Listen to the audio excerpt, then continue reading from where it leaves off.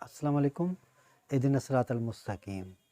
आज जो मैं आपको कहानी बता रहा हूँ या सुना रहा हूँ वो एक ऐसी कहानी है जो आपकी ज़िंदगी बदल देगी और आपको इंस्पायर करेगी।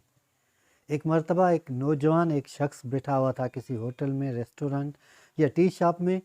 तो जब वो बैठा हुआ था, अकेला था, तो ऐसे ही परेशान होकर बैठा हुआ था। तो उन्होंने वेटर को ऑर्डर दिया कि उसके लिए एक चाय का कप लेके आए। जब वेटर उसके लिए चाय का कप लेके आया तो उन्होंने एक पीस भी मांगा था खाने के लिए, केक।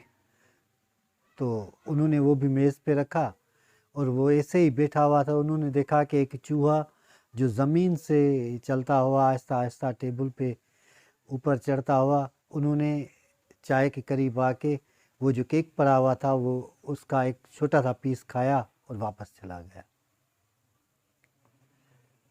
ऐसे ही इन्होंने देखा और दोबारा वही चूहा वापस आया, वैसे ही मेज़ पे चढ़ा। जब टेबल के ऊपर पहुंचा तो उन्होंने वो ही केक खाया और वापस चला गया। तीसरी बार जब चूहे ने ऐसे ही किया तो उन्होंने उछल के कहा कि हो गया। और उसके बाद उन्होंने मिक्की माउस जो कार्टून आपने देखे होंगे वो बनाना शुरू कर दिए। पहले तो वो जो टीवी चैनल वाले थे वो उससे ले ही नहीं रहे थे, लेकिन उन्होंने हिम्मत नहीं हारी और एक दिन उसका प्रोग्राम शुरू हो गया। तो वो आज तक मशहूर है और वो उस शख्स का नाम था वाल्ट डिज़नी।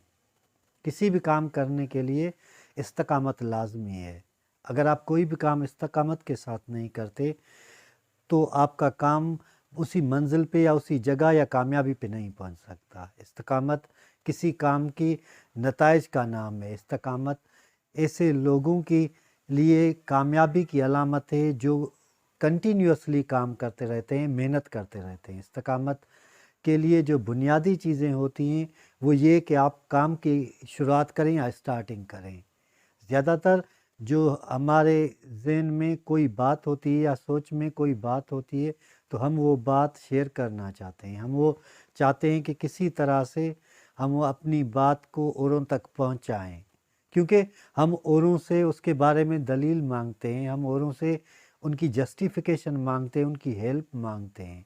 तो इस्तकामत के लिए जो बुनियादी चीज़ होती है वो आपको किसी चीज़ की या किसी भी काम करने के लिए आपको शुरुआत करनी होगी, स्टार्टिंग करनी होगी। अगर आप कोई काम करते ही नहीं तो फिर इस्तकामत की कोई वजह ही नहीं बनती, कोई जवाज़ ही नहीं बनता, कोई रीज़न ही नहीं बनता।